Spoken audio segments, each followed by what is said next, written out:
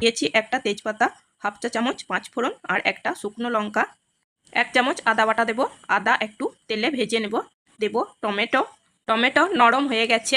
এখন দেব 1 চামচ ধনে জিরের গুঁড়ো, 1 চামচ হলুদের গুঁড়ো আর 1 চামচ কাশ্মীরি রেড চিলি পাউডার। অল্প পরিমাণ জল দেব।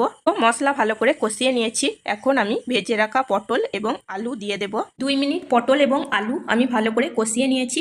এখন দেব প্রয়োজন মতো গরম জল, টেস্ট অনুযায়ী লবণ এবং 1 চামচ চিনি। হাই টু মিডিয়াম ফ্লেমে ঢাকা দিয়ে রান্না করে নেব। 10 মিনিট ঢাকা দিয়ে রান্না করে নেওয়ার পর ঢাকা সরিয়ে নেব। এখন দেব 1 চামচ গরম মশলা। গরম মশলা তরকারির সাথে ভালো করে মিশিয়ে নেব। রেডি হয়ে গেছে নিরামিষ পটলের তরকারি।